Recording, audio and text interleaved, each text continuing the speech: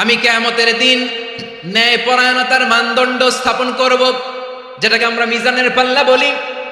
আল্লাহ বলেন ন্যায় বিচারের মানদণ্ড কিয়ামতের ময়দানে আমি আল্লাহ স্থাপন করব। সেদিন কারো প্রতি বিন্দু পরিমাণ, এক চুল পরিমাণ অবিচার করা হবে না, কোনো অবিচার করা হবে না। সেদিন সুশাসন হবে, সুবিচার হবে, ন্যায় পরায়ণতার সাথে বিচার হবে। আওয়াজ করে পড়েন আল্লাহু আকবার। তাহলে প্রিয় ভাইরা, যে তিনটি বিষয়ে আল্লাহ তাআলা আমাদেরকে আদেশ দিয়েছেন, তার প্রথমটা হচ্ছে আদালত, ইনসাফ, সুবিচার, ন্যায় বিচার। এটা আমরা চাই কি চাই না? বিশ্বনবী ন্যায় বিচার, ন্যায় পরায়ণতা, সুশাসন প্রতিষ্ঠিত করেন কি করেন নাই? আপনারা বিশ্বনবীর সিরাত যারা পড়েছেন, আপনি দেখবেন বিশ্বনবীর সিরাতের পরতে পরতে, বাঁকে বাঁকে, সিরাতের বাঁকে বাঁকে এই আদালতের নমুনা মেলে। সুবহানাল্লাহ বলেন। ছোট্ট একটা নমুনা রাসূল সাল্লাল্লাহু আলাইহি ওয়াসাল্লামের আসসিরা আল আতরা থেকে ছোট্ট একটা নমুনা আপনাদের খেদমতে এখানে উপস্থাপন করি। বিশ্বনবী সাল্লাল্লাহু আলাইহি ওয়াসাল্লাম মক্কা বিজয় করলেন ৮ম হিজরিতে। মক্কা বিজয় শেষের দিনই কয়েক সপ্তাহ মক্কাতে অবস্থান করলেন। ইন দ্য মিন টাইম মক্কার একটা ভেরি প্রেস্টিজিয়াস এন্ড ডিগনিফাইড ফ্যামিলির নারী চুরিতে ধরা পড়ল। কিসে ধরা পড়ল? সবাই বলেন কিসে? আমাদের সমাজে আসেনি এটা? আছে? ছোট না বড়? হ্যাঁ, হিসাব করে শেষ করা যায় না। ৩.৫ লাখ কোটি টাকা নাই উন্নয়ন প্রকল্পের নামে। উন্নয়ন প্রকল্পের নামে ৩.৫ লাখ কোটি টাকা নাই। ৩.৫ লাখ কোটি টাকা লিখতে পারবেন আপনি? এক টানে লিখতে পারবেন? বুঝতেছেন কত বড় সংখ্যা? হ্যাঁ, বনু মাখজুমিয়া গোত্রের এক নারী মক্কায় চুরিতে ধরা পড়ল। বলেন তো চুরি করলে বিধান কি? কি কাটতে হবে? চুরির বিধান হলো হাত কেটে দাও। তাও সেটা গোপনে নয়, প্রকাশ্যে জনসম্মুখে হাত কেটে দাও। বনু মাখজুমিয়া গোত্রের নারী যখন চুরিতে ধরা পড়লো, সাহাবারা চিন্তায় পড়ে গেলেন। সবে মাত্র মক্কার লোকেরা কালিমা পড়ে মুসলমান হয়েছে, ইসলামের আইন কানুন তেমন জানে না, ইসলামী শরিয়ার সাথে বেশি পরিচিত নয়। এখনই যদি বিশ্বনবী চুরির যেই বিধান এটা যদি কায়েম করে হাত যদি কেটে দেয়, না জানি মক্কার লোকেরা আবার বিগড়ে যায়, না জানি মক্কার লোকেরা আবার মুরতাদ হয়ে যায়, না জানি মক্কার লোকেরা ইসলাম থেকে দূরে সরে যায়। চলো চলো, সাহাবীরা মিলে পরামর্শ করলেন, চলো বিশ্বনবীর কাছে যে বলি, ও নবী, শুধু কেবলমাত্র একমাত্র এই নারীর জন্য চুরির হাত কাটার বিধানটা আপনি একটু থামিয়ে দেন। চুরির হাত কাটার যে বিধান এখানে একটু রহিত করে দেন, বাকিগুলা কইরেন মদিনাতে যে চলবে, কিন্তু মক্কায় এবারের জন্য মাফ করে দেন। কিন্তু কে বলবে? এই যে পরামর্শ, সাজেশন, এটা কে দিবে বিশ্বনবীর কাছে? সাহাবারা চিন্তায় পড়ে গেলেন। আল্লাহর নবীর সামনে দাঁড়িয়ে আল্লাহর দেয়া হুদুদ, আল্লাহর দেয়া বিধান থামিয়ে দেওয়া, মাফ করে দেওয়া, এই কথা বিশ্বনবীর সামনে বলার সাহস তো কেউ রাখে না। কেউ কেউ বলল, বিশ্বনবীর পালক পুত্র যায়েদ বিন হারেসার সন্তান উসামারে বিশ্বনবী নাতির মতো আদর করে, বড্ড বেশি ভালোবাসে উসামারে। এজন্য সাহাবারা উসামাকে বলতো হিব্বু রাসূলিল্লাহ, বিশ্বনবীর ভালোবাসা। কি বলতো? সাহাবীরা বলেন বিশ্বনবীর ভালোবাসা হিব্বু রাসূলিল্লাহ, উসামারে পাঠাও। উসামারে বিশ্বনবী নাতির মতো স্নেহ করে, মায়া করে, ভালোবাসে। আমরা পারবো না, উসামা পারবে। সবাই মিলে ফুলিয়ে ফুসিয়ে উসামাকে, ছোট্ট উসামাকে রাজি করালো। উসামা এমন এমন কথা যে তুমি বিশ্বনবীর কাছে বলতে হবে, পারবা নাকি? উসামা বলে পারবো। সাইয়েদনা উসামা রাদিয়াল্লাহু তাআলা আনহু তরুণ সাহাবী বিশ্বনবীর কাছে গেলেন, যে বললেন, নবী, বনু মাখজুমিয়া গোত্রের এক নারী চুরিতে ধরা পড়েছে, এবারের জন্য কি এই মহিলাটারে মাফ করে দিলে হয় না? এবারের জন্য একটু ক্ষমা করা যায় না নবী? বিশ্বনবী বলেন, আতাশফাউ ফি হাদ্দিম মিন হুদুদিল্লাহ, তোমার এত বড় সাহস উসামা, তুমি আল্লাহর হাত, আল্লাহর দেয়া বিধান, এটার ব্যাপারে সুপারিশ করতে এসেছো? তোমরা কি জানো তোমাদের আগে যত কওম, যত গোত্র, যত জনপদ ধ্বংস হয়েছে, তার কারণ ছিল তাদের মধ্যে গরিবরা অন্যায় করলে তারা বিচার করত, আর ধনীরা অন্যায় করলে তারা মাফ করে দিত। খবরদার! ওয়া আইমুল্লাহ লাউ আন্না ফাতিমাতা বিনতি মুহাম্মাদিন সারাকাত লাকাতা মুহাম্মাদুন ইয়াদাহা। বিশ্বনবী বললেন, ওরে ওসামা, বানু মাখজুমিয়ার ওই প্রেস্টিজিয়াস এন্ড ডিগনিফাইড ফ্যামিলির মেয়ে তো দূর কি বাত, অনেক দূরের কথা। জেনে রেখো ওসামা, আমার কলিজার টুকরা, নয়নের পুটুলি ফাতেমাও যদি মক্কার জমিনে আজকে এই চুরির দায়ে ধরা পড়তো, আমি বিশ্বনবী মুহাম্মাদুর রাসূলুল্লাহ ধরে ফাতেমার ডান হাতটা কেটে দিতে এক বিলম্ব দেরি করতাম না। ইন্নাল্লাহা ইয়া'মুরু বিল আদল, আমাদেরকে জাস্টিস শিখায় পশ্চিমারা, আমাদেরকে ইনসাফ শিখায়, আমাদেরকে সুশাসন শিখায়। আর ইনসাফ সুশাসন, ন্যায় বিচার, সুবিচার, জাস্টিস কারে বলে বিশ্বনবীর বায়োগ্রাফি থেকে জেনে নাও। এই ছিল বিশ্ব ইসলামের আদালতের নমুনা। আপনি যদি সাইয়েদনা ওমর ফারুকের জীবনের দিকে তাকান, এমন কঠোর, এমন বীর সেনানী ছিলেন। সাইয়েদনা ওমর ফারুক যদি রাস্তার এই মাথা দিয়ে হাঁটা শুরু করতেন, শয়তান ওমর ফারুককে দেখলে ওই রাস্তা রেখে দিয়ে অন্য রাস্তা দিয়ে হাঁটতো। সুবহানাল্লাহ। ওমর ফারুক রাদিয়াল্লাহু তাআলা আনহু কি পার্সোনালিটি ছিল, কি পার্সোনালিটি। আমাদের এলাকায় ছোট বাচ্চারা রাতে ভাত খেতে চায় না, আমার মেয়েটাও খেতে চায় না, এই এটা দিব ওইটা দিব, আজকে মাহফিলে আসার সময় বলে দিছে লিস্ট করে এটা এটা আনতে হবে।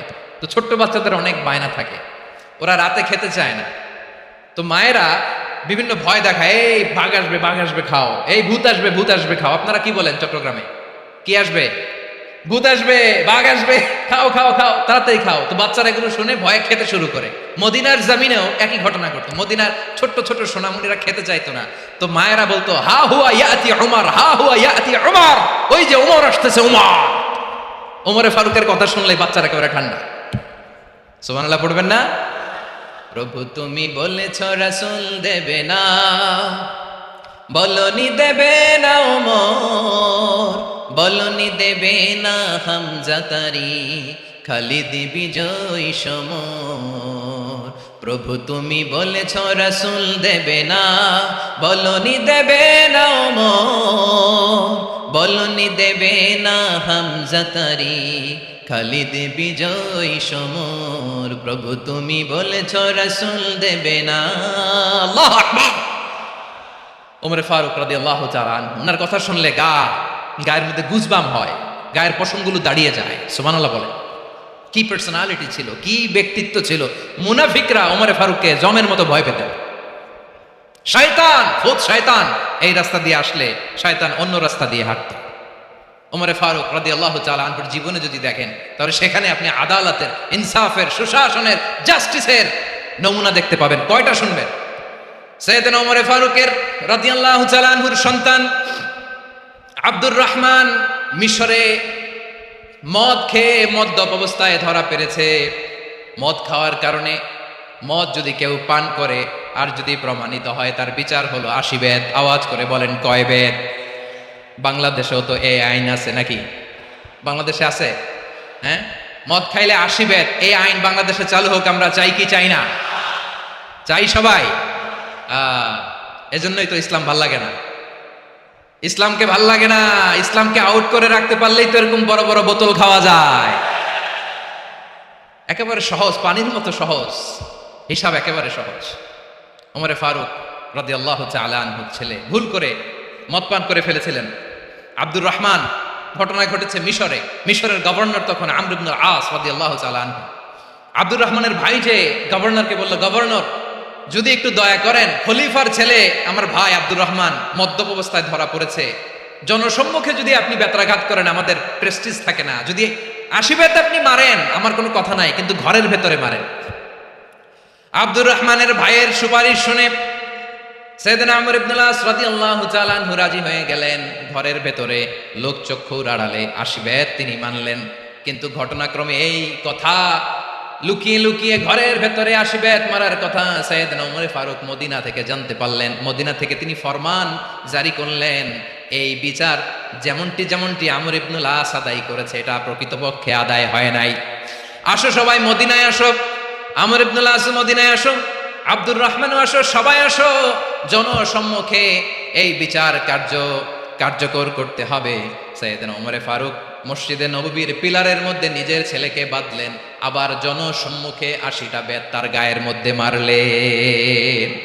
মাজমুয়ে ফাতাওয়া ইবনে তাইমিয়া রাহিমাহুল্লাহ উনি এটা নকল করেছেন। এটা সবচেয়ে বিশুদ্ধ মত। আর অনেক মত আছে, মারা গেছে কবরের উপর, ওগুলো বাদই দিলাম।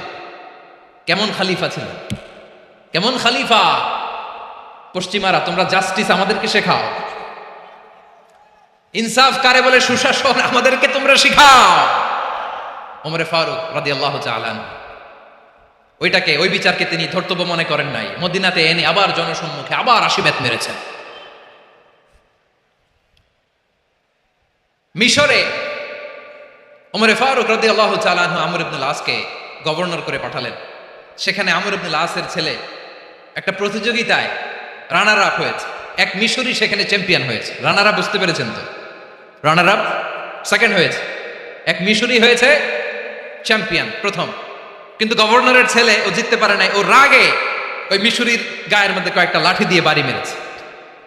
মিশরি যে মদিনাতে ওমরে ফারুকের কাছে বিচার দিলেন, আপনার গভর্নরের ছেলে অন্যায়ভাবে আমার গায়ে হাত তুলেছে। সাইয়েদনা ওমরে ফারুক আবার ফরমান জারি করলেন, আসো মদিনাতে আসো। মিশরীকে ডাকলেন, ওই মিশরের গভর্নর আমর ইবনুল আস রাদিয়াল্লাহু তাআলা আনহুকে ডাকলেন, তার ছেলেকেও ডাকলেন, সবাই বসে রইল।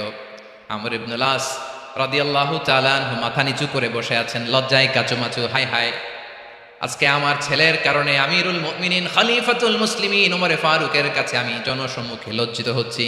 সাইয়েদনা ওমরে ফারুক বললেন, এই নাও লাঠি, গভর্নরের ছেলে তোমার মাথার মধ্যে যতগুলো বাড়ি মেরেছে, আজকে জনসম্মুখে তুমি অতগুলা বাড়ি মারো।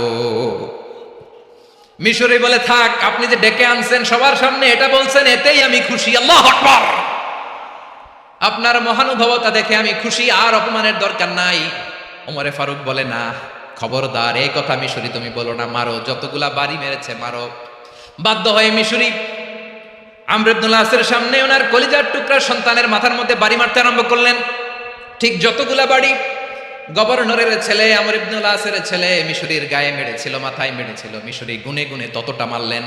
এই দৃশ্য দেখে ওমরে ফারুক রেগে মেগে আগুন, রাগের চোটে রাগ সামলাতে না পেরে, আর নিজেকে সামলাতে না পেরে মিশরিরে বললেন, ছেলেরে মারা শেষ হয়ে গেলে এবার বাবার টাক মাথার মধ্যে কয়েকটা বাড়ি মার।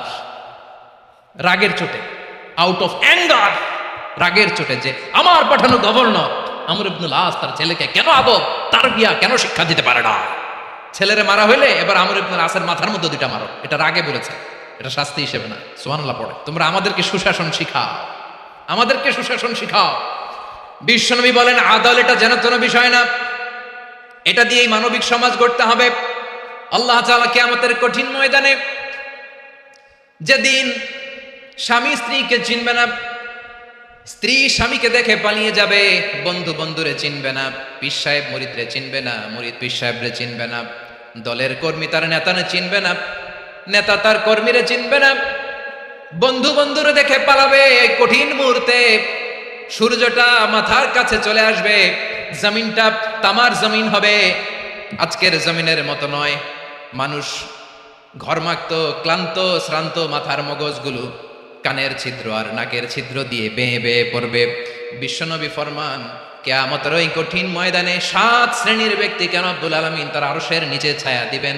তার মধ্যে প্রথম শ্রেণীর ব্যক্তি হলো ইমামুন আদিল। ইমামুন আদিল, ন্যায়পরায়ণ শাসক, যে ইনসাফের সাথে বিচার করে, যে জাস্টিস সমাজে সার্ভ করে, যে সুশাসন নিশ্চিত করে, ওই ইমামুন আদিল। আদিল শব্দটা বুঝছেন না? ইন্নাল্লাহা ইয়া'মুরু বিল আদল, পাইছেন? আদিল। 7 শ্রেণীর ব্যক্তিকে আল্লাহ তাআলা সুশীতল আরশের নিচে ছায়া দিবেন, যেদিন তার দেয়া ছায়া ছাড়া কোনো ছায়া থাকবে না। এর প্রথম হচ্ছে ইমামুন আদিল, ন্যায়পরায়ণ শাসক। চিল্লায় বলেন সুবহানাল্লাহ।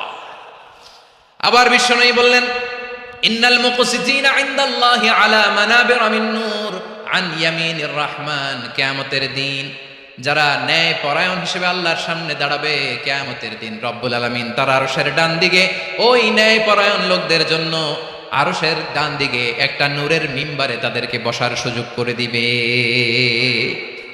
আল্লাহর আরশের ডান দিকে ন্যায় পরায়ণ লোকদের জন্য আল্লাহ তাআলা নূরের মিম্বার বানাবে।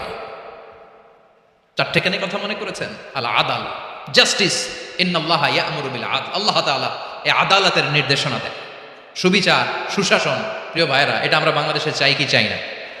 এই যে অরাজকতা, এই যে অন্যায়, এই যে জুলুম, এই যে ইনকনসিস্টেন্সি সমাজের অসঙ্গতির প্রধান কারণ জাস্টিস নাই, সুবিচার নাই, সুশাসন নাই। শেষবারের মতো আওয়াজ করে বলেন তো, আমরা বাংলাদেশে আদল চাই কি চাই না? তাহলে প্রথম নির্দেশনা শেষ, আল্লাহ তাআলা তোমাদেরকে আদলের আদেশ দেন। এরপরে আল্লাহ বললেন, আমি তোমাদেরকে ইহসানের আদেশ দেই। ইন্নাল্লাহা ইয়া'মুরু বিল আদলি ওয়াল ইহসান। আমি তোমাদেরকে যেমনি আদলের নির্দেশনা দেই, তেমনি ভাবে তোমাদেরকে ইহসানের নির্দেশনা দেই। ইহসান, আওয়াজ করে সবাই বলেন তো ইহসান। সবাই বলেননি, সবাই বললে এতটুকু আওয়াজ হবে আমি বিশ্বাস করি না। আওয়াজ করে বলুন আল ইহসান। ইহসান মানে কারো প্রতি সফট হার্টেড হওয়া, মহানুভব হওয়া, অনুগ্রহ পরায়ণ হওয়া, অনুগ্রহশীল হওয়া, একে অপরের প্রতি দয়াদ্র হওয়া। একে অপরের প্রতি দয়াদ্র অনুগ্রহশীল হওয়া ছাড়া মানবিক সমাজ কশিনকালেও গঠন করা সম্ভব না। প্রিয় ভাইরা, সুন্দর আচরণ দিয়ে, ইহসান দিয়ে যা জয় করা যায়, নরম আচরণ দিয়ে যেটা অর্জন করা যায়, কঠোরতা দিয়ে সেটা পারা যায় না।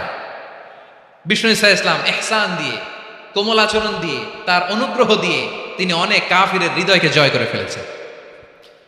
সাইয়েদনা সুমামা ইবনে উসাল রাদিয়াল্লাহু তাআলা আনহুর কথা মনে পড়ে যায়। তিনি ছিলেন ইয়ামামার বাদশা।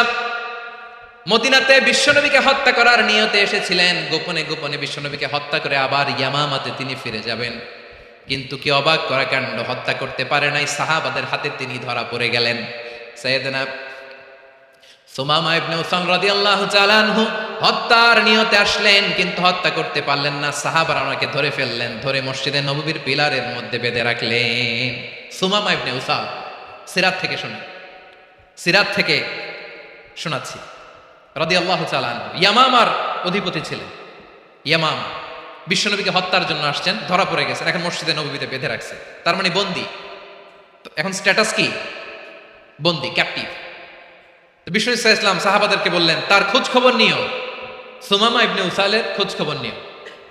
সাহাবারা বলেন, ইয়া রাসূলুল্লাহ, আপনাকে হত্যা করতে এসেছে, তার তো কঠিন ক্যাপিটাল পানিশমেন্ট হওয়া দরকার, কঠিন শাস্তি হওয়া দরকার। বিশ্বনবী বললেন, না, আমি যেটা জানি তোমরা সেটা জানো না, তোমরা সুমামার সাথে ভালো আচরণ করো। বিশ্বনবী সুমামার কাছে গেলেন। প্রথম দিন যে তিনি কালেমার দাওয়াত দিলেন, ইমানের দাওয়াত দিলেন, ইসলামের দাওয়াত দিলেন, রিসালাতের দাওয়াত দিলেন, আখিরাতের দাওয়াত দিলেন। পরের দিন যে বিশ্বনবী সালাতের দাওয়াত দিলেন, যাকাতের দাওয়াত দিলেন, ইসলাম কি, কিভাবে, কেমন করে পালন করতে হয় চমৎকার আর্টিকুলেট করতে শুরু করলেন। তন্ময় হয়ে সুমামা ইবনে উসাল রাদিয়াল্লাহু তাআলা আনহু বিশ্বনবীর কথাগুলো শুনতে আরম্ভ করলো। একদিন নয়, 2 দিন নয়, টানা 3 দিন বিশ্বনবী সুমামার কাছে ইসলামকে প্রেজেন্ট করেছেন, উপস্থাপন করেছেন। আওয়াজ করে বলেন, কয় দিন? 3 দিন। 3 দিন মসজিদে নববীতে বাঁধা। আর সাহাবীদেরকে বললেন, তার খোঁজ খবর নিও, তোমরা যে রুটি বানাও এর মধ্যে সবচেয়ে ভালো আটার রুটিটা তারে দিও, সবচেয়ে রিফাইন্ড খেজুর, যেটা পিওর খেজুর, এটা তারে দিও। আর বিশ্বনবী নিজের উট থেকে দুধ দহন করে ওনার বাড়ির এক কর্মচারীকে বলেছেন, দুধ দহন করে সুমামার জন্য নিয়ে যাবে। সুবহানাল্লাহ পড়বেন না? সবাই তো অবাক, ইয়ামামা থেকে আসছে নবীকে হত্যা করতে, বিশ্বনবী দেখে তারে জামাই আদর করে, তাকে মজার মজার খাবার দিও, দুধ দিও, আদর আপ্যায়ন করো। 1 দিন নয়, 2 দিন নয়, টানা 3 দিন বিশ্বনবী এভাবে সুমামার কাছে যেয়ে যেয়ে ইসলামকে প্রেজেন্ট করতে আরম্ভ করলেন, ইসলামকে উপস্থাপন করতে শুরু করলেন, আর তাকে চমৎকার এন্টারটেইনমেন্ট আপ্যায়ন দিতে আরম্ভ করলেন। টানা 3 দিন যখন ইসলামের দ্য বিউটিজ অফ ইসলাম, ইসলামের সুমহান বাণী, সৌন্দর্য তার কাছে উপস্থাপন শেষ, তাকে আপ্যায়ন শেষ, বিশ্বনবী বললেন সাহাবাদেরকে, যাও এবার সুমামার হাতের পায়ের রশি দুটো খুলে দাও। তারা বললেন, ইয়া রাসূলুল্লাহ, কি বলেন আপনি? ও তো হত্যাকারী, সুযোগ পায় নাই, আপনারে মারতে পারে নাই, ছেড়ে দিলে আবার ও আপনার উপর তলোয়ার নিয়ে ঝাঁপিয়ে পড়বে। নবী, এই সিদ্ধান্ত আপনি নিতে যাবেন না। বিশ্বনবী বললেন, যেটা বলেছি সেটা করো, সুমামার রশিগুলো ছেড়ে দাও, সুমামার হাতে পায়ের রশিগুলো যে তোমরা খুলে দাও। সাহাবারা তর্ক জুড়ে দিলেন, লা ইয়া রাসূলুল্লাহ, এমনটা করবেন না, তো ভয়ঙ্কর, ভয়ঙ্কর খুনি, কি জানি কি হয়ে যায়। বিশ্বনবী বললেন, না, তার হাতে পায়ের রশিগুলো খুলে দাও। সাহাবারা বিশ্বনবীর কথা মতো তার হাতে পায়ের রশিগুলো খুলে দিল। সুমামা মুহূর্তের মধ্যে মসজিদে নববী থেকে বের হয়ে ইয়ামামায় ফিরে না যে মসজিদে নববীর পাশে একটা খেজুর বাগান ছিল, সেখানে চলে গেলেন। সেখানে একটা ছোট্ট কুয়া ছিল, কুয়ার পানি দিয়ে তিনি গোসল করলেন। সুবহানাল্লাহ পড়েন। কুয়ার পানি দিয়ে গোসল করে মসজিদে নববীর সামনে এসে বিশ্বনবী এবং সাহাবাদের সামনে দাঁড়িয়ে সাব্বাবা উঁচু করে বললেন, আশহাদু আল্লা ইলাহা ইল্লাল্লাহ ওয়া আশহাদু আন্না মুহাম্মাদান আবদুহু ওয়া রাসূলুহু। আল্লাহু আকবার। আমি সাক্ষ্য দিচ্ছি আল্লাহ ছাড়া কোনো ইলাহ নাই, আর মুহাম্মদ আল্লাহ তাআলার প্রেরিত বান্দা এবং রাসূল। প্রিয় ভাইয়েরা, ইহসান দিয়ে যা জয় করা যায়, কঠোরতা দিয়ে সেটা কঠিনকালেও জয় করা যায় না। আওয়াজ করে বলেন, ঠিক কি না? এবার সুমামা দাঁড়িয়ে বলে, ওগো নবী, আমি তো কালিমা পড়ে মুসলমান হয়ে গেলাম, এবার শোনেন, এই মুহূর্তের আগে আপনার চেহারার চাইতে নিকৃষ্ট কোনো চেহারা আমার কাছে ছিল না, কিন্তু শাহাদা পাঠ করার পরে আপনার চেহারার চাইতে উত্তম শ্রেষ্ঠ কোনো চেহারা আমার কাছে আর নাই। ও নবী, আজকের দিনের আগে ইসলাম ধর্মের চেয়ে নিকৃষ্ট অপছন্দনীয় কোনো ধর্ম আমার কাছে ছিল না, কিন্তু এই মুহূর্ত থেকে ইসলামের চেয়ে সেরা শ্রেষ্ঠ পছন্দনীয় কোনো ধর্ম আমার কাছে নাই। নবী গো, আজকের দিনের আগে মদিনার চাইতে অপছন্দনীয় নিকৃষ্ট কোনো শহর আমার কাছে ছিল না, কিন্তু এই মুহূর্তের পর থেকে মদিনার চাইতে কোনো শ্রেষ্ঠ শহর আমার জানা নাই। সে ছিল গমের বড় ডিলার, গম বেচত। কি বেচত? তার গম কিনে মক্কার লোকেরা রুটি খাইতো। সে ঘোষণা দিল, আজকে থেকে মক্কাবাসীদের জন্য সব গম আমি হারাম করে দিলাম, মক্কাবাসী এখন না খেয়ে মরে। সুবহানাল্লাহ পড়বেন না? মক্কাবাসী বিশ্বনবীর কাছে আসলেন, এসে বললেন, মুহাম্মদ, আমরা তো তোমার ভাই, তোমার চাচা, তোমার ভাতিজা, তোমার আত্মীয়, তুমি সুমামারে বলো সে যেন আবার গমের সাপ্লাই মক্কার জন্য অনুমতি দিয়ে দেয়। বিশ্বনবীর অনুমতি ক্রমে সুমামা আবার মক্কাতে গম পাঠাতে শুরু করলো। পড়েন সুবহানাল্লাহ। ইহসান, ইহসান দিয়ে আপনি যেটা জয় করতে পারবেন, you can win the heart of your enemies. ইহসান দিয়ে আপনি আপনার শত্রুর হৃদয়কে জয় করতে পারবেন। আওয়াজ করে বলেন ঠিক কিনা? এজন্য আল্লাহ বললেন, ওয়া আনফিকু ফি সাবিলিল্লাহি ওয়া লা তুলকু বিআইদিকুম ইলাত তাহলুকা ওয়া আহসিনু ইন্নাল্লাহা ইউহিব্বুল মুহসিনিন। তোমরা আল্লাহর রাস্তায় দান করবে আর নিজেরা নিজেদেরকে ধ্বংসের হাতে ঠেলে দিও না। তোমরা একে অপরের প্রতি ইহসান করবে, কারণ ইহসানকারীদেরকে আল্লাহ বড্ড ভালোবাসেন। সুবহানাল্লাহ পড়েন।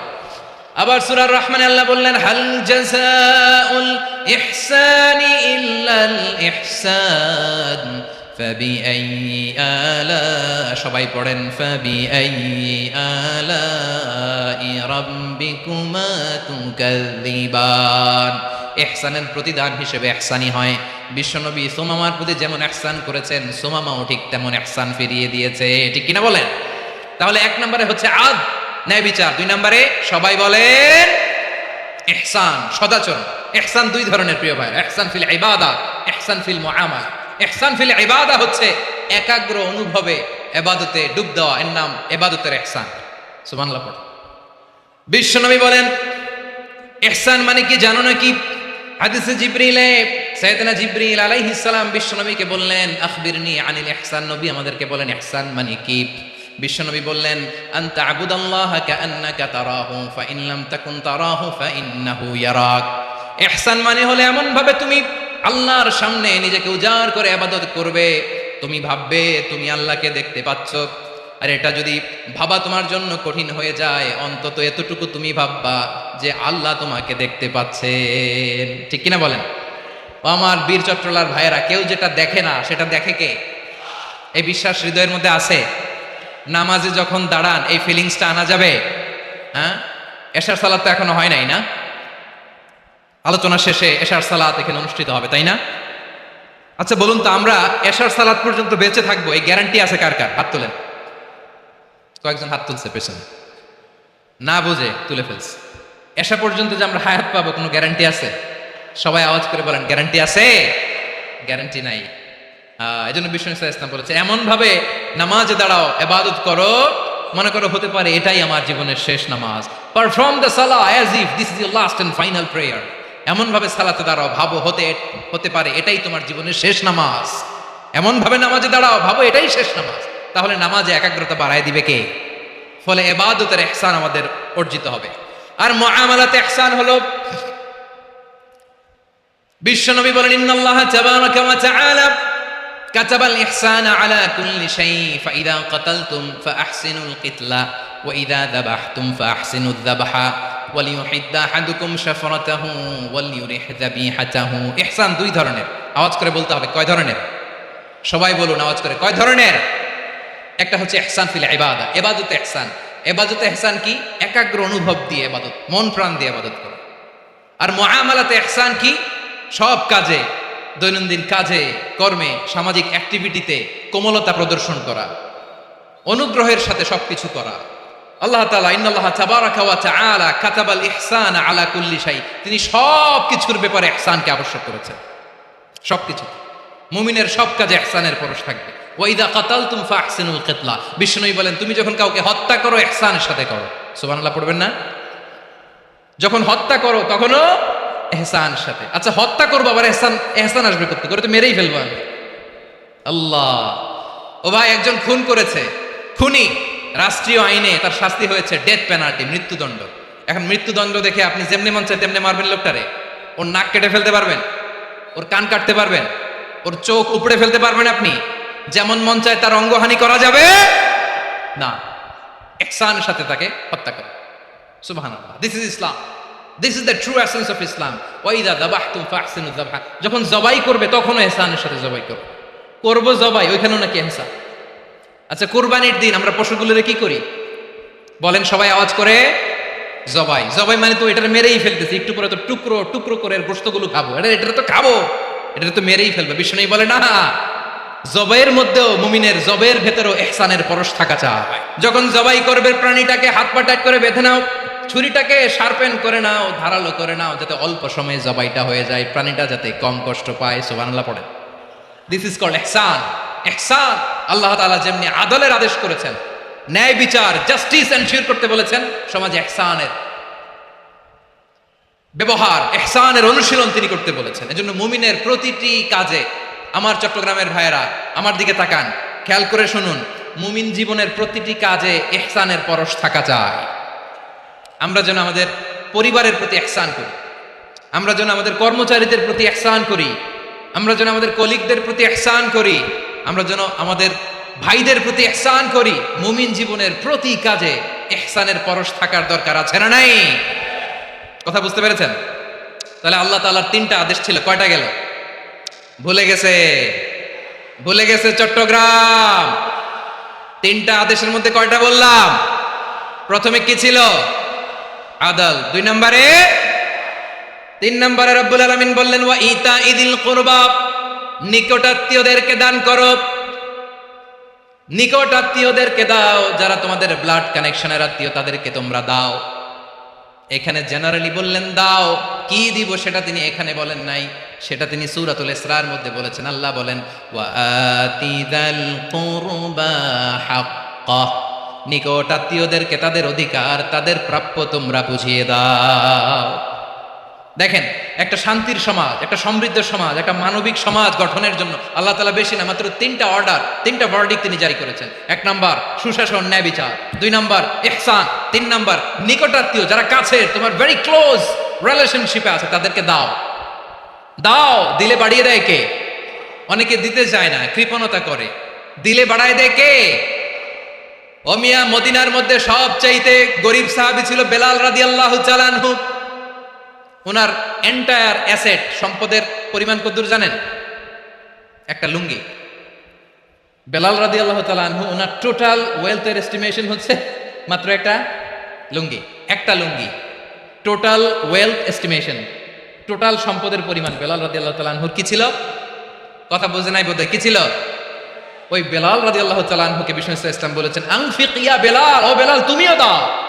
ওয়ালা তাখশা মিন যিল আরশি ইখলালা, আরশের অধিপতির তো কোনো ঘাটতি নাই, তুমি দিলে ওই আল্লাহ তোমারে বাড়ায় দিবে। এজন্য আমার প্রিয় ভাইয়েরা, দিলে কমে না, দিলে বাড়ে। অনেকে ধরে রাখে, নতুন কিছু নিতে পারে না, হাত দিয়ে যেটা ধরে রেখেছেন এটা দিয়ে দেন, বড় একটা ধরার সুযোগ পাবেন। জোরে বলেন ঠিক কিনা? ধরেন 5 কেজি ওজনের একটা ধরে রাখছেন, এখন 10, এটা না ছাড়লে 10 কেজি ধরতে পারবেন আপনি? আচ্ছা, 10 কেজির জিনিস একটা আছে হাতে, ওইটা যদি ছেড়ে দেন তাহলে না 15 কেজি ধরতে পারবেন। কথা বলেন ঠিক কিনা? তাহলে দিলে বাড়িয়ে দেয় কে? রব্বুল আলামিন বললেন 3 নাম্বার আদেশ হলো তোমাদের প্রতি সমাজটারে কেমন করে মানবিক সমাজ, সুন্দর সমাজ গড়বা। 3 নাম্বার আদেশ হলো ওয়া আতিদাল কুরবা হাক্কা, নিকটাত্মীয়দেরকে তাদের প্রাপ্য বুঝিয়ে দাও। এই নিকটাত্মীয়দেরকে তাদের অধিকার বুঝিয়ে দেওয়া, প্রাপ্য বুঝিয়ে দেওয়াতে আমাদের গাফলতি আছে না নাই? চট্টগ্রামে নাই? মাশাআল্লাহ আছে, আছে। অনেকে দেখবেন অনেক আল্লাহওয়ালা, তাহাজ্জুদ গুজার, সেজদা দিতে দিতে কপালে কালো দাগ ফেলে দিছে, সে তার বোনের হকটা আদায় করে নাই। আছে না নাই? হ্যাঁ, এখানেও আছে। সর্বনাশ। অনেক বড় হাজী সাহেব, বিশাল লম্বা দাড়ি, ছেলেরে সব দিয়ে দিছে, মেয়েরে কিছু দেয় নাই, মেয়ের হক আদায় করে নাই। আছে না নাই? এই হাজী সাহেবেরা, এই আল্লাহওয়ালারা কিয়ামতের ময়দানে আটকে যাবে।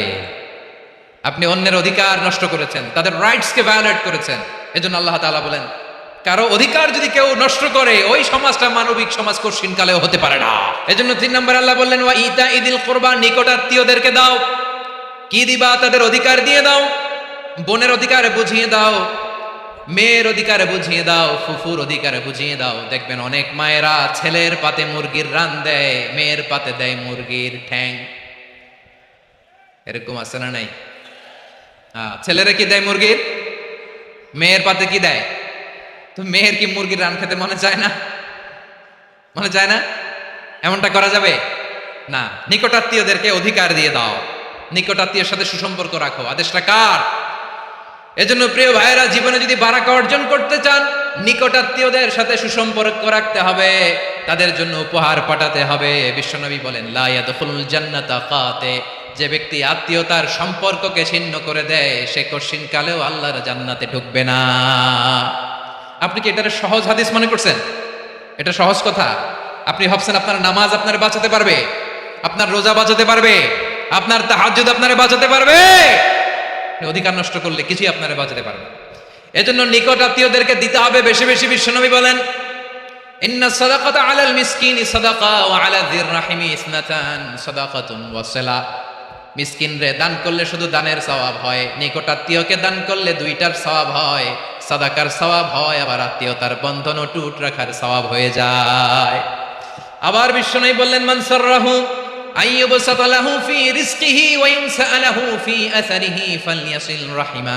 যে ব্যক্তি তার রিজিকের প্রশস্ততা চায় আর হায়াতে বরকত চায়, সে যেন তার আত্মীয়ের সাথে সুসম্পর্ক রাখে। আমার প্রিয় চট্টলার ভাইয়েরা, আমাদের রিজিক বাড়ুক, এটা আমরা চাই কি চাই না? সবাই চান? হ্যাঁ, আমাদের রিজিকে প্রশস্ততা আসুক, চাই কি চাই না? আমাদের হায়াতে বরকত আসুক, আমরা চাই কি চাই না? এই দুইটা যদি চান, তাহলে নিকট আত্মীয়দের সাথে সুসম্পর্ক রাখবেন, পারবেন? তাহলে সমাজটারে মানবিক সমাজ বানায় দিবে কে? 3টা আদেশ চলে গেল। কয়টা? আওয়াজ করে বলেন। 1 নম্বরে কি ছিল? 2 নম্বরে, 3 নম্বরে নিকট আত্মীয়দেরকে দান। আপনাদেরকে আরো শোনার আগ্রহ আছে? আপনাদের মনোযোগ আছে না গেছে? কষ্ট হচ্ছে না? মাশাআল্লাহ, মাশাআল্লাহ। তাকবীর পড়ুন, লিল্লাহে তাকবীর। আমার প্রিয় ভাইয়েরা, আল্লাহ তাআলা 3টা জিনিসের যেমনি আদেশ করেছেন, অনুরূপভাবে 3টা বিষয় তিনি বারণ করেছেন, নিষেধ করেছেন। ওগুলোর কাছেও যাওয়া যাবে। শুনবেন। রাব্বুল আলামিন বলেন, ওয়ায়ানহা আনিল ফাহশাই ওয়াল মুনকারি ওয়াল বাগি। আমি যেমনি 3টি বিষয়ে আদেশ করলাম, অনুরূপভাবে 3টি বিষয়ে বারণ করলাম, নিষেধ করলাম। আমার 1 নাম্বার নিষেধাজ্ঞা হলো অশ্লীলতার প্রতি। ফাহশা, ওয়ায়ানহা আনিল ফাহশা। আল্লাহ তাআলা অশ্লীলতাকে নিষেধ করেছেন। কোন জিনিসকে? সবাই বলুন, কোন জিনিসকে? যত ধরনের, যত টাইপের, যত ক্যাটাগরির অশ্লীলতা হতে পারে, সব অশ্লীলতাকে হারাম করেছেন কে? ফাহশা মানে কি? কথায়, কাজে, আচরণে, কমেন্ট, ফেসবুকের কমেন্টসে যত ধরনের নোংরামো আছে, যত ধরনের অশ্লীলতা আছে, এটাকে আরবিতে বলে ফাহশা। এটাকে কি বলে? রাব্বুল আলামিন বলেন, কুল ইন্নামা হাররামা রাব্বিয়াল ফাওয়াহিশা মা যাহারা মিনহা ওয়া মা বাতান। ও নবী, আপনি বলে দেন, আমার রব প্রকাশ্য, অপ্রকাশ্য, স্পষ্ট কিংবা অস্পষ্ট, দৃশ্যমান কিংবা অদৃশ্যমান সব অশ্লীলতাকে হারাম করেছেন। সব ধরনের অশ্লীলতা হারাম, সব ধরনের। আল্লাহ তাআলা আমাদেরকে অশ্লীলতা থেকে বাঁচান, অশ্লীলতা থেকে তিনি আমাদেরকে হেফাজত করুক। পড়েন আমিন। এবার বলেন, আমাদের সমাজে অশ্লীলতা আছে না নাই? চট্টগ্রামে নাই? আমি কই নাই, ওনারা বলে আছে। দেখছেন, আমি সামহাও বাঁচায় দেওয়ার ট্রাই করতেছি, ওনারা বলে আছে। অশ্লীলতা নানা ভাবে, নানা নামে, নানা মোড়কে আমাদের সমাজে আছে না নাই? সংস্কৃতির নামে, ফ্যাশনের নামে, বিনোদনের নামে, উপন্যাসের নামে, কনসার্টের নামে অশ্লীলতা আছে না নাই? আপনি দেখেছেন কনসার্টগুলোর অবস্থা? এই যে আতিফ আসলাম যে আসছে আমাদের দেশে, তারপর কে কে আসছে, আমাদের তরুণ তরুণীরা, আমাদের যুবক যুবতীরা, আমাদের জেনজিরা, কি অবস্থা ওইখানে? হ্যাঁ, কি অবস্থা? কে বাঁচাবে ওদের? কে রক্ষা করবে ওদের ইমানের? ওদের চরিত্রের হেফাজতের গ্যারান্টি কে দিবে? কনসার্টের নামে অশ্লীলতা আছে না নাই? ছেলে মেয়ে একে অপরকে জড়ায় ধরতেছে, একে অপরকে চুমু খাচ্ছে প্রকাশ্যে, দিবালোকে, গণমানুষের সামনে। আল্লাহ তাআলা এই অশ্লীলতা থেকে আমাদেরকে বেঁচে থাকতে বলেছেন, বেঁচে থাকতে বলেছেন। রূপালী জগতের নামে অশ্লীলতা আছে না নাই? এই টার্মটা আপনারা জানেন না? রূপালী জগৎ কি জগৎ? আসলে কি রূপালী জগৎ না অন্ধকার জগৎ? আমার বোনেরা, আপনাদেরকে যে কি বলে তারা বুঝায়, রূপালী জগৎ শুনেই আপনি ভরকে যাবেন না। রূপালী জগতে যে নারী যত বেশি উলঙ্গ সে নাকি তত বেশি সাহসী। জানেন, বলে এটা একটা সাহসী নারী, খুব সাহসী পদক্ষেপ তার। যত বেশি শরীর থেকে কাপড় নামাতে পারবে, যত বেশি বস্ত্রহীন হয়ে নিজেকে প্রেজেন্ট করতে পারবে, সে নাকি তত বেশি সাহসী। আমার চট্টলার ভাইয়েরা, শয়তানের প্রথমে এজেন্ডা ছিল বনি আদমকে বস্ত্রহীন করা। সে আদম এবং হাওয়া আলাইহিস সালামকে নিষিদ্ধ গাছের ফল খাইয়ে তাদেরকে বস্ত্রহীন করেছে। এই জামিনেও সে আমাদেরকে বস্ত্রহীন করতে চাইবে। এই রূপালী জগতের নামে তারা এটা করে। আমার প্রিয় বোনেরা, আপনি জানেন না আপনার দাম কত। ওরা আপনাদেরকে বিজ্ঞাপনের সস্তা পণ্য বানাতে চায়, ওরা আপনাদেরকে ওদের ভোগের লিপসার টুলস বানাতে চায়, ওরা আপনাদেরকে দিয়ে ওদের খায়েশ পূরণ করতে চায়। এটা আপনাদের জন্য মোটেও ডিগনিটি নয়, এটা আপনাদের জন্য সম্মান নয়। আপনার সম্মান শালীনতায়, আপনার সম্মান হেজাবে, আপনার সম্মান ভদ্রতায়, আপনার সম্মান আপনার ডিসেন্ট পোশাকে। পোশাক বলে দেয় এই নারীটা ভদ্র না অভদ্র। পোশাক বলে দেয় এই মেয়েটা কোন ঘরের মেয়ে। আওয়াজ করে বলেন ঠিক কিনা? আপনি জানেন না, আপনারা এই সস্তা পণ্য বানায়, ভোগের পণ্য, বিলবোর্ডে আপনাকে উলঙ্গ করে উপস্থাপন করে। এই অশ্লীলতার সাথে ইসলামের কোনো সম্পর্ক। এজন্য আল্লাহ বলেন, আমি অশ্লীলতাকে হারাম করেছি। অশ্লীলতাকে হারাম করার প্রথম কারণ হলো এর মাধ্যমে মানবতাকে অপমানিত করা হয়। কারণ মানুষের সম্মান মানুষের পোশাকে। মানুষ যখন পোশাকহীন হয়ে যায়, বস্ত্রহীন হয়ে যায়, তার সম্মান কমে যায়, ঠিক কিনা? অশ্লীলতাকে হারাম করার প্রথম কারণ হচ্ছে মানুষ মানুষকে অপমান করে। একটা নারী, সে তো সম্মানিত, নারী যে কত সম্মানিত নারীর এটা বুঝেই নাই। বিশ্বনবী বলেন, আর দুনিয়া কুল্লুহা মাতা ওয়া খায়রু মাতা'আদ দুনিয়া আল মারআতু সালিহা। আমার বোনেরা, 5টা প্যান্ডেলে আপনারা এলইডিতে আমার আলোচনা শুনছেন, আমি জানি। আপনাদের এই গর্ভ যে কত দামি আপনি জানেন না। আপনার পেট থেকেই আসবে আগামী দিনের সালাহুদ্দিন আল আইয়ুবী। আপনার পেট থেকেই আসবে অনাগত দিনের ইমাম মাহদী আল মুনতাদা। আপনার পেট থেকেই আসবে অনাগত দিনের ফয়সাল, ওয়াসিম, মুগ্ধ, আবু সাইদের মতো বীর যোদ্ধা। আমার প্রিয় বোনেরা, আমার প্রিয় বোনেরা, বিশ্বনবীর কথার ওজন খেয়াল করেন। আর দুনিয়া কুল্লুহা মাতা ওয়া খায়রু মাতা'আদ দুনিয়া আল মারআতু সালিহা। দুনিয়ার সবকিছুই অ্যাসেট, এর মধ্যে সবচেয়ে দামি অ্যাসেট নেককার নারী। আপনার গর্ভ যে কত দামি আপনি জানেন না। নিজের সময়টাকে কাজে লাগান, কোরআন পড়েন, সুন্নাহ পড়েন। আপনার অনেক দায়িত্ব ঘরে। You are the MD of your family. একটা family it's a very big institution. পরিবার একটা অনেক বড় প্রতিষ্ঠান। and you are the MD of your institution. আপনি এই পরিবারের MD, managing director of your family. এখানে আপনার কত দায়িত্ব। আপনি ছেলে মেয়েদেরকে তারবিয়া করবেন, আপনি আপনার স্বামীর জন্য ঘরটারে জান্নাতের নীর বানাবেন, আপনার জন্য জান্নাতের ডুপ্লেক্স বাড়ি ওইখানে তৈরি করে রাখবে কে? আপনি যে কত দামি আপনি জানেন না। নারীদেরকে আল্লাহ বানিয়েছেন উচ্চতর করে, নিম্নতর নয়। নারীদেরকে ছোট্ট জিনিস দিলে এটার বড় করে দেয়। নারীদেরকে ভ্রূণ দিলে, শুক্রাণু দিলে নারী এটারে বাচ্চা হিসেবে উপহার দেয়, ঠিক কিনা?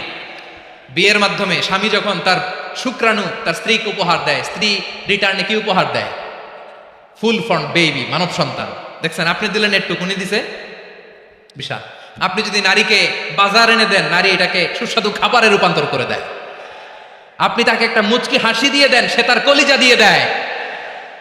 কিন্তু যদি আপনি তার মনে কষ্ট দেন, সে আপনার জীবনকে জাহান্নাম বানায়া দেয়। খবর আছে, নারীর মন বুঝতে পারলে নেয়ামত, বুঝতে না পারলে কিয়ামত, ঠিক কিনা বলেন? আমার প্রিয় বোনেরা, আপনি যে কত দামি আপনি জানেন না। জানেন না আপনি কত দামি, অনেক দামি আপনি। আপনাদেরকে যেন ভোগের সস্তা পণ্য বানাতে না পারে, আপনাদেরকে সচেতন থাকতে হবে, সজাগ থাকতে হবে, কনসার্ন থাকতে হবে। শয়তানের ওই হাতছানির দিকে আর নজর দেওয়া যাবে না। তাহলে কেন আল্লাহ তাআলা এই ফাহশা অশ্লীলতাকে হারাম করলেন? এক নাম্বার, এতে হিউম্যান ডিগনিটি কমে। দুই নাম্বার, এতে মানুষের অধিকার নষ্ট হয়। আপনি বিয়ে করেছেন এরে, পরকিয়া করেন ওর সাথে, এরকম আছে না নাই? স্ত্রীর অধিকার নষ্ট করেছেন। আপনি বিবাহ সম্পর্কে আবদ্ধ হয়েছেন তার সাথে, আপনি পরকিয়া করেন ওই ছেলের সাথে, আপনি আপনার হাজবেন্ডের সাথে বিট্রে করেছেন। এজন্য আল্লাহ অশ্লীলতাকে হারাম করেছেন। অশ্লীলতাকে হারাম করার আরেকটা কারণ হচ্ছে আল্লাহ তাআলা এই হিউম্যান জেনারেশনকে এটাকে প্রিজার্ভ করতে চায়। হিফজুন নাসল, এটা মাকাসিদুশ শরিয়ার অনেক গুরুত্বপূর্ণ একটা মাকাসিদ, অনেক গুরুত্বপূর্ণ। আপনার নাসল, আপনার জেনারেশনকে সংরক্ষণ করা। এই যে আসতেছে ফেব্রুয়ারি, কত ফেব্রুয়ারি জানো? এটা কি বিশ্ব ভালোবাসা দিবস? হ্যাঁ, কি দিবস? এই বিশ্ব ভালোবাসা দিবসের সাথে মুসলমানদের কোনো সম্পর্ক নাই। আমার প্রিয় ভাইরা, এই যে আপনি অবৈধ সম্পর্কে জড়ালেন, কেন আল্লাহ অশ্লীলতাকে হারাম করেছে দেখেন। বলতেছিলাম যে এটা আপনার নাসল, আপনার জেনারেশন, আপনার লিনিয়েজ, আপনার বংশকে প্রিজার্ভ করা। কে কার বাবা, কে কার মা, বাবা মা জানা, প্রজন্মকে প্রিজার্ভ করা, এটা ইসলাম ওয়াজিব করে দিয়েছে। এই যে অবৈধ সম্পর্কের কারণে, বিশ্ব বেহায়া দিবসের কারণে, এগুলোর আউটকাম, আউটপুট হিসেবে মাঝে মাঝে এই ঢাকা মেডিকেলের ডাস্টবিনে নবজাতকের বাচ্চার কান্নার আওয়াজ শুনতে পাওয়া যায়। চট্টগ্রাম মেডিকেলের ডাস্টবিনে নবজাতকের কান্না শুনতে পাওয়া যায়। বীর চট্টলার মুসলমানেরা বুঝতে পারলে আওয়াজ করে বলেন, এই যে চট্টগ্রাম মেডিকেলে যে নবজাতকটা পাওয়া গেল, ওর বাবাকে আমাকে বলেন। ওর বাবাকে, ওর মাকে, ও কোন ফ্যামিলির সন্তান কেউ জানে? আপনি হিউম্যান ডিগনিটিকে অপমান করেছেন না? আপনি তার ভবিষ্যৎকে অন্ধকার করেছেন না? আপনি তার লিনিয়েজকে প্রশ্নবিদ্ধ করে দিয়েছেন না? এই জন্য আল্লাহ তাআলা অশ্লীলতাকে আমাদের জন্য হারাম করে দিয়েছেন। পড়েন সুবহানাল্লাহ। এই জন্য রব্বুল আলামিন বলেন, কুল ইন্নামা হাররামা রাব্বিয়াল ফাওয়াহিশা মা যাহারা মিনহা ওয়া মা বাতান। প্রকাশ্য অপ্রকাশ্য সব অশ্লীলতাকে হারাম ঘোষণা করে দিয়েছে কে? আবার দুনিয়ার বুকে যারা অশ্লীলতার প্রসার করে তাদের জন্য শাস্তি মজুদ রেখেছে কে? রব্বুল আলামিন বলেন, ইন্নাল্লাযীনা ইউহিব্বুনা আন তাশিআল ফাহিশাতু ফিল্লাযীনা আমানু লাহুম আযাবুন আলীমুন ফিদ দুনিয়া ওয়াল আখিরাতি ওয়াল্লাহু ইয়ালামু ওয়া আনতুম লা তা'লামুন। নিশ্চয়ই যারা বিশ্বাসীদের মাঝে অশ্লীলতার প্রচার প্রসার করতে চায় তাদের জন্য আমি মর্মন্তুদ শাস্তি প্রস্তুত করে রেখেছি, দুনিয়াতেও রেখেছি, আখিরাতেও রেখেছি। ঘোষণাটা কার? যারাই নাটকের নামে, সিনেমার নামে, রূপালী জগতের নামে, মুভির নামে, ওটিটি প্ল্যাটফর্মের নামে আমার সমাজে অশ্লীলতা ছড়াতে চায় তাদের জন্য কঠিন মর্মন্তুদ শাস্তি মজুদ রেখে দিয়েছে কে? ও আমার বোনেরা, এখনো আপনি জাগবেন না? এখনো আপনার চিন্তার দুয়ারে এখনো নাড়া পড়ে নাই? ওরা আপনাকে উলঙ্গ বানাতে চায়, ওরা আপনাকে আইটেম গার্ল বানাতে চায়। এজন্য ইসলাম অশ্লীলতাকে হারাম করেছে। হারাম। ইসলাম বলেছে যোজন যোজন দূরে থাকো। ওরা বলে না, কাছে আসো, কাছে আসার গল্প, ক্লোজ আপ ওয়ান, কাছে আসার গল্প আছে না নাই? চট্টগ্রামে তো এগুলো নাই মাশাআল্লাহ। হ্যাঁ, এখানেও আছে ক্লোজ আপ ওয়ান, কাছে আসার গল্প। আল্লাহ বলেন, ওয়ালা তাকরাবু জিনা, কাছেও এসো না, জিনা থেকে যোজন যোজন কিলো দূরে থাকো। ওরা বলে কাছে আসার গল্প। আমার বীর চট্টলার ভাইয়েরা, কাছে আসতে হলে আমরা কোরআনের কাছে আসব, কাছে আসতে হলে নবীর কাছে আসব, কাছে আসার গল্প হবে আমার রবের কাছে আসার গল্প। চিল্লায় বলো ঠিক কিনা? বসুন বসুন আমার ভাইয়েরা। তাহলে অশ্লীলতার সাথে আমাদের কোনো সম্পর্ক? সবাই বলতে পারেননি, আওয়াজ করে বলুন, অশ্লীলতার সাথে আমাদের কোনো সম্পর্ক? আমরা এই সমস্ত ক্লোজ আপ ওয়ান, কাছে আসার গল্পের প্রোগ্রামে যাব? আমরা কোন ধরনের অশ্লীল কন্টেন্ট সোশ্যাল মিডিয়ায়, টিভিতে দেখব? কি যুগ যে আমরা কাটাচ্ছি আপনি কল্পনা করতে পারবেন না। পর্ন ইন্ডাস্ট্রি, নারী পুরুষের বস্ত্রহীন যুগল দৃশ্য, এইটাকে দিয়ে ওরা কোটি ডলারের ইন্ডাস্ট্রি বানিয়েছে। পুরো মানব ইতিহাসে এরকম জঘন্য সময় মানব ইতিহাস পার করে নাই। পর্ন এটা ইন্ডাস্ট্রি হয়ে গেছে। আমাদের এই যুবকগুলো, জেনজিগুলো, ওদের চরিত্র বাঁচাবে কি করে? কেমন করে হেফাজত করবে ওদের এই মূল্যবান চরিত্র? আমার প্রিয় ভাইরা, এই অশ্লীলতার দ্য লেটেস্ট ভার্সন হচ্ছে LGBT, শরীফ থেকে শরীফা। শুনছেন আপনারা? দেখতে পুরুষ, আসলেই পুরুষ, সুস্থ একজন পুরুষ, 4 সন্তানের বাবা বলে আমি মনে মনে নারী, দেখতে নারী, সুস্থ নারী, আসলেই সে দিব্যি একজন নারী, বলে আমি মনে মনে পুরুষ। সবচেয়ে ভয়ঙ্কর অশ্লীলতার সবচাইতে লেটেস্ট ভার্সন হচ্ছে এই ট্রান্সজেন্ডারিজম। সুস্থ পুরুষ তার বায়োলজিক্যাল গ্রোথকে হরমোন দিয়ে স্টপ করে দিয়ে সে সার্জারি করে নারী হতে চায়, সুস্থ নারী পুরুষ হতে চায়। পুরুষের প্রতি সেক্সুয়ালি আকর্ষণ বোধ করে, এটা লূত আলাইহিস সালামের কওমের মধ্যে ছিল। এটাকেও আল্লাহ কোরআনে ফাহিশা বলেছেন। ওয়ালুতান ইয ক্বালা লিকাওমিহি আতা'তুনাল ফাহিশাতা মা সাবাকাকুম বিহা মিন আহাদিম মিনাল আলামিন। লূত আলাইহিস সালাম বললেন, তোমরা কি এমন এক অশ্লীল কার্যক্রমে ডুব দিলে নাকি যেটা গোটা বিশ্বের কেউ কখনো করে নাই, তোমরাই প্রথম করেছো। পড়েন নাউযুবিল্লাহ। এই পশ্চিমের এই রোগ আমার দেশে যেন আসতে না পারে, আমাদের সজাগ থাকতে হবে। প্রিয় ভাইরা, চিল্লায় বলেন ঠিক কিনা? পশ্চিমের অবস্থা ভয়ঙ্কর। পাশ্চাত্যে আমি যুক্তরাষ্ট্রে ছিলাম অনেকদিন, কয়েক মাস, বিভিন্ন স্টেটে ঘুরেছি। গার্ডিয়ানরা উদ্বিগ্ন, ছেলে মেয়েদেরকে, ছোট্ট ছেলে মেয়ে, ওদেরকে জিজ্ঞেস করে তুমি how do you feel right now inside yourself, তুমি ভিতরে ভিতরে কেমন ফিল করো, তোমার কি ছেলে ছেলে লাগে না মেয়ে মেয়ে লাগে? আচ্ছা বলেন, এই ছোট্ট বাচ্চাটাও কি এগুলো জেন্ডার অ্যাসাইনমেন্ট বলতে এগুলো কিছু বুঝে? এইভাবে মিসগাইড করা হচ্ছে। কৌতূহল বশত ছোট্ট ছেলে যদি বলে আমার তো মেয়ে মেয়ে লাগে, তখন বলে যে না তুমি মেয়ে, ছেলে না। মা বাবা বাধা দিলে ওকে আলাদা গভর্নমেন্ট হাউসে নিয়ে যাবে। ভয়ঙ্করতম অবস্থা। আমরা একটা সময়ে শুনতাম যে হুজুর আমার ছেলেটা খুব ভালো, হাফেজে কোরআন, আল্লাহওয়ালা। হুজুর আমার ছেলে দাড়ি রাখছে, আল্লাহওয়ালা। হুজুর আমার ছেলে 5 ওয়াক্ত সালাত জামাতের সাথে পড়ে, তার মানে আল্লাহওয়ালা। পশ্চিমে যে আমি কি শুনছি জানেন? ওরা বলে হুজুর আমার ছেলেটা ইউনিভার্সিটির একটা মেয়ের সাথে প্রেম করে, ও খুব আল্লাহওয়ালা, হুজুর দোয়া করুন। এর কারণ ওদের কাছে আল্লাহওয়ালার ক্রাইটেরিয়া হচ্ছে হুজুর আমার ছেলেটা আরেক ছেলেরে পছন্দ করে নাই, আমার মেয়েটা আরেক মেয়েকে ভালোবাসে নাই, এজন্য আমার ছেলেটা আল্লাহওয়ালা, হুজুর ওর জন্য একটু দোয়া করে দিয়ে। কি চ্যালেঞ্জ ওরা ফেস করতেছে। ওনার ছেলে যে আরেক ছেলেরে বিয়ে করবে না, এটাতেই উনি খুশি যে আলহামদুলিল্লাহ আমার ছেলেটা একটা মেয়েরে ভালোবাসে, আমার মেয়েটা একটা ছেলেরে ভালোবাসে, মানে এটা খুব আল্লাহওয়ালা। নাউজুবিল্লাহ পড়তে পারলেন না? এজন্য অশ্লীলতার সাথে আমাদের কোন সম্পর্ক। রাব্বুল আলামিন বলেন ওয়ায়ানহা আনিল ফাহশাই ওয়াল মুনকারি ওয়াল বাগি। 3টা জিনিসকে আমি নিষিদ্ধ করলাম। 1 নাম্বার হলো ফাহশা, অশ্লীলতা। 2 নম্বরে হলো মুনকারের সমস্ত মন্দ কাজ। আপনাদের মনোযোগ আছে না? শেষ করে দিব? আর 2-1 মিনিট শুনবেন? আচ্ছা বলি তাহলে, আর 2-1 মিনিট। তাহলে নিষেধাজ্ঞা জারি করেছেন 3টা জিনিসের উপর। 1 নাম্বার কি? ফাহশা, অশ্লীলতা। 2 নাম্বার মুনকার। মুনকার মানে হচ্ছে যত মন্দ কাজ, খারাপ কাজ, বাজে কাজ, এটার বলে মুনকার। এটার কি বলে? আপনারা পড়ছেন না তা'মুরুনা বিল মা'রুফি ওয়া তানহাউনা আনিল মুনকার। ভালো কাজের আদেশ, সৎ কাজের আদেশ, অসৎ কাজের নিষেধ। মুনকার, মুনকার হচ্ছে মানুষের স্বাভাবিক বিবেকবোধ যেটাকে খারাপ বলে, ওইটাই মুনকার। পৃথিবীর সব আসমানি গ্রন্থ যেটাকে খারাপ বলেছে, মানুষের স্বাভাবিক বিবেকবোধ যেটাকে খারাপ বলেছে, এগুলো সব মুনকার। যেমন ইফতিজিং, এটা কি ভালো না খারাপ?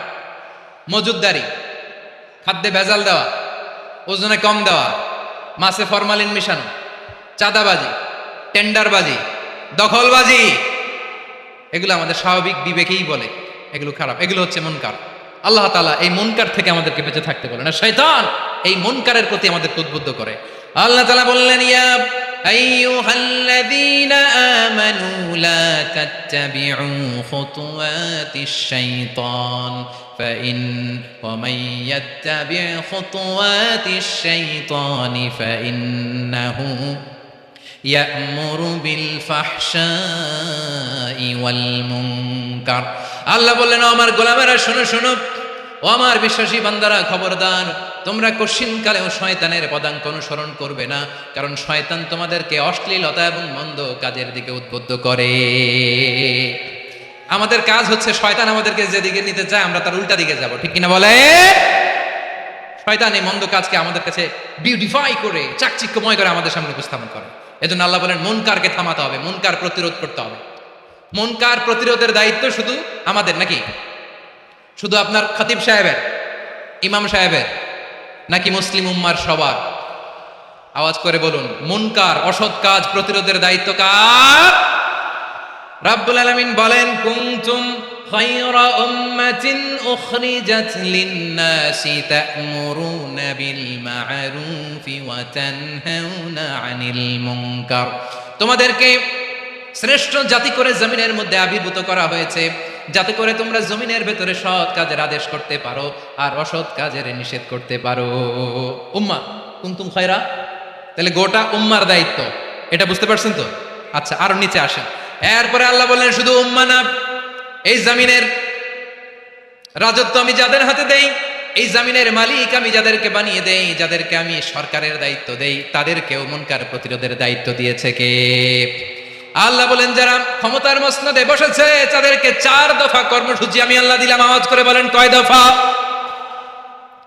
আল্লাহ বলেন আল্লাযীনা ইম্মাক্কান্নাহুম ফিল আরদি আকামুস সালাতা ওয়া আতাউজ যাকাতা ওয়া আমারু বিল মা'রুফি ওয়া নাহাউ আনিল মুনকার ওয়ালিল্লাহি আকিবাতুল উমুর। যারা এই জমিনের উত্তরাধিকার হয়েছে তারা 4 দফা কর্মসূচি নিয়ে সামনে আগাবা।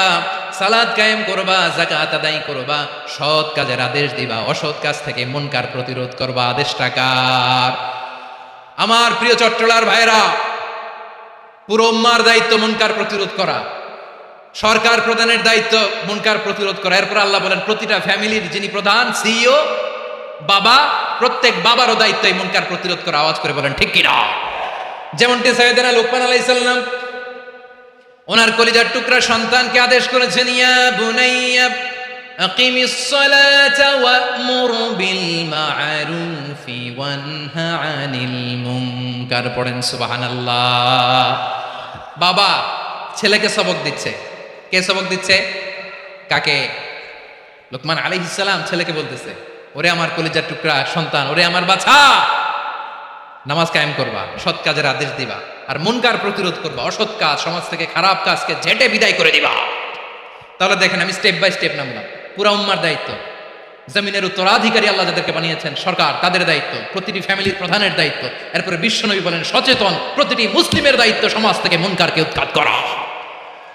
বিশ্বনবী বলেছেন মান রাআ মিনকুম মুনকারান ফালিয়ুগাইয়িরহু বিয়াদিহি فإن لم يستطع فبلسانه وإن لم يستطع فبقلبه وذلك أضعف الإيمان। সমাজে যে মুনকার দেখবে, খারাপ কাজ দেখবে, সেজন্য হাত দিয়ে সেটাকে থামায়। কি দিয়ে? আপনাদের তো হাত নাই না? হাত আছে, হাত আছে। ওরা যেই হাত দিয়ে অন্যায় করে ওইটা প্রতিরোধের জন্য আমাদেরও হাত আছে না নাই? থামাতে হবে, থামাতে হবে। বসুন আমার প্রিয় ভাইয়েরা, ওরা ওদের যে হাত দিয়ে টেন্ডারবাজি করে, চাঁদাবাজি করে, ইফটিজিং করে, দখলবাজি করে, যে হাত দিয়ে, ওই মুনকার থামায় দেওয়ার জন্য আল্লাহর দেয়া আমাদেরও 2টি হাত আছে না নাই? আমাদেরও হাত আছে। থামাইতে হবে, থামাইতে হবে, হিম্মত করতে হবে। আমার প্রিয় ভাইরা, না থামালে আমরাই ডুববো শেষমেশ। আমাদের বাঁচার জন্য হইলেও থামাইতে হবে। রব্বুল আলামিন বলেন ওয়াত্তাকু ফিতনাতাল লা তুসিবান্নাল্লাযীনা যালামু মিনকুম খাসসা। ও আমার গোলামেরা, ওই আযাবকে ভয় করো যে আযাব যখন আমি জমিনের বুকে পাঠাই শুধু জালেমদেরকেই মারি না, আলেমদেরকেও মারি। আযাব যখন আসে তখন শুধু জালিমই মরে না, আলেমও মরে। জানেন মূসা আলাইহিস সালামের পায়ে একবার একটা লাল পোকা কামড় দিয়েছে, লাল পিঁপড়া। লাল পিঁপড়া কামড় দিলে খুব আরাম লাগে না? কি লাগে? হ্যাঁ, জলে না? লাল একটা পিঁপড়া কামড় দিছে, তো উনি রেগে মেগে পাশি দেখে লাল পিঁপড়ার বাসা, পা দিয়ে ডলে মুছে সবগুলো পিঁপড়া মেরে ফেলছে। এই ঘটনাটা আল্লাহ ঘটিয়েছেন এজন্য মুসা আলাইহিস সালাম ছিলেন কালিমুল্লাহ, সরাসরি আল্লাহর সাথে কথা বলতেন। তিনি আল্লাহকে জিজ্ঞেস করেছিলেন, আল্লাহ তুমি যখন কোনো জনপদে আযাব পাঠাও, শাস্তি দাও, ওখানকার শুধু জালেমরাই তো মরে না, ভালো মানুষগুলাও মরে, তো আযাব দিবা মুশরিকদের উপর দিবা, অবাধ্যদের উপর দিবা, ভালো মানুষগুলারে মারো কেন? আল্লাহ বললেন, মুসা তোমার যে কামড় দিছিল পায়ের মধ্যে পিঁপড়া, কয়টা পিঁপড়া? জোরে বলেন। একটা পিঁপড়া, তো সবগুলারে মারলা কেন? রেগে মেগে পুরো পিঁপড়ার বাসা ভেঙে মেসাকার করলা কেন? এই মুসা, আমি যখন অ্যাকশনে যাই, আমি যখন শাস্তি দেই, তখন এত বাস বিচার করা হয় না, বাস বিচার করা যায় না। যখন অ্যাকশনে যাওয়া হয় ওইটা ডাইরেক্ট অ্যাকশন হয়ে যায়। চিল্লায় বলো ঠিক কিনা? এজন্য আমাদের বাঁচার জন্য হলো এই পাপ থামাতে হবে, এই শয়তানের অট্টহাসি থামাতে হবে, অন্যায় অপরাধ সমাজ থেকে আমাদের থামাতে হবে। কারণ আযাব আসলে ওরাও মরবে, আমরাও মরব। একটা জাহাজ 2 তলা, আপনি আছেন 2য় তলায়, শুনতেছেন? শুনতেছেন? জাহাজ কয় তলা? আপনি কোন তলায়? 2য় তলায়। নিচের তলার কিছু লোক জাহাজের তলা ছিদ্র করতে আরম্ভ করছে। কি ছিদ্র করতেছে? আচ্ছা, জাহাজের তলা ছিদ্র করলে তলা দিয়ে কি ঢুকে? এখন আপনি যদি বলেন আমার কি, আমি তো 2 তলায়, আমার কি, আমি তো সেফ, আমি তো সেফ জোন, আমি তো ভালো আছি, আমি তো ভালো আছি, ওরা ছিদ্র করে ওরা মরবে। আসলে কি শুধু ওরা মরবে, নাকি তলা ফুটো হলে ভিতরে পানি ঢুকলে আপনারও সলিল সমাধি হবে? তলা দিয়ে যখন পানি ঢুকবে, জাহাজ ঢুকলে আপনিও মরবেন। এজন্য নিজে মরার আগে ওই পাগলগুলোর নিচতলায় যে থামাতে হবে। চিল্লায় বলেন ঠিক কি না? এজন্য আল্লাহ বললেন মুনকার প্রতিরোধের দায়িত্ব সমাজের টপ টু বটম সবার। পুরো উম্মার দায়িত্ব, সরকার প্রধানের দায়িত্ব, প্রতিটি ফ্যামিলির প্রধান বাবার দায়িত্ব, বিশ্বনবী বললেন প্রতিটি সচেতন মুসলিমের দায়িত্ব। এজন্য মুনকার প্রতিরোধ করার দরকার আছে না নাই? সমাজে এই যে ইফটিজিং হয়, আপনার বোনের বয়সী একটা মেয়েকে কিছু বকাটে টিটকারি করে, এই বলে সেই বলে, নোংরা কথা বলে, রাস্তায় দেখেও আপনি পাশ দিয়ে না দেখার মতো চলে যান কেন? আপনি দাঁড়ান না কেন? আপনি দাঁড়ালেই তো থেমে যাবে। কারণ সত্যের যে শক্তি, তার সামনে মিথ্যা মুখ থুবড়ে পড়ে। আপনার সামনে ও কিছুই না, নাথিং।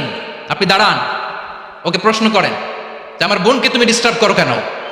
আপনাকে দেখে আরো 5 জন দাঁড়াবে, 5 জনকে দেখে আরো 10 জন দাঁড়াবে। আমাদের নীরবতা আর আমাদের নিশ্চুপ থাকাই জালিমদেরকে আরো শক্তিশালী জালিম বানিয়েছে। এজন্য মুনকার প্রতিরোধের দায়িত্ব আমাদের সবার। টেন্ডারবাজি, চাঁদাবাজি, দুর্নীতি, অপরাধ, দখলদারিত্ব, মজুদদারি, এগুলো সব কিছু একসাথে প্রতিরোধ করতে হবে। ঠিক কিনা বলেন? একটা মানবিক সমাজ যদি চাই, প্রতিরোধ করতে হবে। প্রিয় ভাইয়েরা, আল্লাহর শপথ নিয়ে বলি, এই নাসিহাতগুলো সবার জন্য, সব দলের জন্য, সব মতের মানুষের জন্য। আমরা কোনো দলের প্রতি মানুষকে ডাকি না, আমরা ডাকি ইসলামের দিকে। সব দলের, সব মতের, সব মানুষদেরকে আমরা আহ্বান জানাই, আসুন আমরা একটা সুন্দর সমাজ বিনির্মাণ করি। এই যে নতুন বাংলাদেশের এক সুযোগ এসেছে, আর জীবনে হয়তো আসবে না, সামনের 100 বছর এই সময় আসবে না। আসুন দেশটাকে আমরা সাজাই, আসুন আমরা দুর্নীতি বন্ধ করি, আসুন আমরা চাঁদাবাজি বন্ধ করি, আসুন আমরা দখলদারিত্ব বন্ধ করি, আসুন আমরা এক দল আরেক দলকে নিশ্চিহ্ন করার যে রাজনীতি, এটা বন্ধ করি। সব দলের প্রতি আমার আহ্বান। আমি কিছুদিন আগে একটা নিউজ দেখলাম, ওই যে লন্ডনে বসে জনাব তারেক রহমান সাহেবকে আমি ধন্যবাদ দিতে চাই। উনি সংবাদ শোনা মাত্রই ওনার দলের অনেক চাঁদাবাজকে উনি বহিষ্কার করেছেন। I do appreciate. প্রতিটি দলের এরকম ইনিশিয়েটিভ নেওয়ার দরকার আছে না নাই? যে কোনো দলে এই প্র্যাকটিসটা থাকার দরকার আছে না নাই? চাঁদাবাজদের সাথে আপনারা নিজেদেরকে মুক্ত ঘোষণা করবেন যে এরা আমার দলের কর্মী হতে পারে না। আমরা চাঁদাবাজ মুক্ত বাংলাদেশ চাই, জুলুম মুক্ত বাংলাদেশ চাই, ফ্যাসিজম মুক্ত বাংলাদেশ চাই, গুণ খুন খারাপি মুক্ত বাংলাদেশ চাই। আমরা নতুন ভোরের বাংলাদেশ চাই। ওই বাংলাদেশ পাওয়ার জন্য মুনকার প্রতিরোধে, অন্যায় প্রতিরোধে যদি বাঘের বাচ্চার মতো, আবু সাঈদের মতো 2 হাত উঁচু করে, বুককে টান টান করে প্রসারিত করে দাঁড়াতে হয়, রাজি আছো মুসলমান? কারা কারা রাজি? আল্লাহকে হাত দেখিয়ে প্রতিজ্ঞা করো। আমার প্রিয় ভাইয়েরা, বসুন বসুন আমার ভাইয়েরা। রাব্বুল আলামিন বলেন, ওয়ায়ানহা আনিল ফাহশাই ওয়াল মুনকারি ওয়াল বাগি ইয়াইদুকুম লাআল্লাকুম তাযাক্কারুন। বসুন। আল্লাহ বললেন, আমি অশ্লীলতাকে নিষেধ করি, আমি সব ধরনের মন্দ কাজকে নিষিদ্ধ করি, সব শেষে আমি সীমা লঙ্ঘনকে তোমাদের জন্য নিষিদ্ধ করি। আলোচনা মনে আছে তো, না ভুলে গেছেন? নিষিদ্ধ করেছেন কয়টা জিনিস? 1 নম্বরে অশ্লীলতা, 2 নম্বরে মুনকার তথা সব মন্দ কাজ, 3 নম্বরে আল বাগি, সীমা লঙ্ঘন, ক্রসিং দ্য লিমিট। সীমা লঙ্ঘন করা ভালো না। We all should know our limits. চিল্লায় বলেন ঠিক কিনা? একই আয়াতে আল্লাহ বললেন, কুল ইন্নামা حرم ربي الفواحش ما ظهر منها وما بطن والإثم والبغي بغير الحق। অন্যায় ভাবে যে অবাধ্য হয়, যে সীমা লঙ্ঘন করে, তাদেরকেও আমি এটা হারাম করে দিলাম। সীমা লঙ্ঘন করা হারাম, সীমা লঙ্ঘন করা হারাম। আল্লাহ বারবার বারবার আমাদেরকে ওয়ার্নিং দেয়। যখন আমরা থামি না তখন আল্লাহ ধরে, আর যখন ধরে তখন ছাড়ে না। ধরে ধরে ধরে না, ধরলে আল্লাহ। ফেরাউনকে কিন্তু হুট করে ধরে নাই, আপনারা জানেন 9 বার ওয়ার্নিং দিয়েছে ফেরাউনকে। আল্লাহ তাআলা ওয়ার্নিং দিয়েছিল কয়বার? বীর চট্টলার বীর সেনানীরা আওয়াজ করে বলেন, ফেরাউনকে ধরার আগে ওয়ার্নিং দেওয়া হয়েছিল কয়টা? রব্বুল আলামিন বলেন, ওয়ালাকাদ আতাইনা মূসা 9 আয়াতিন বাইয়িনাত, 9টা মুআজিজা দেখিয়েছি। 1 2 3 বারবার এইভাবে রিমাইন্ডার, ওইভাবে রিমাইন্ডার, এইভাবে নাসিহাত, ওইভাবে দাওয়া। ফাকুলা লাহু কাওলান লাইয়িনা, নরম করে বলো, সফট করে বলো, যত ওয়ে হতে পারে দাওয়া মেথডোলজি। মূসা আলাইহিস সালামের সব অ্যাপ্লাই শেষ, 10ম বারে যে আল্লাহ ধরছে। 10ম বারে যে ধরেছে। এজন্য আল্লাহ বলেন, আমি সীমালঙ্ঘনকে পছন্দ করি না। কোরআনের অন্য আয়াতে বাগীকে বলা হয়েছে আল ইতিদা, সীমালঙ্ঘন যারা করে তাদেরকে আল্লাহ বলেছেন মুতাদিন।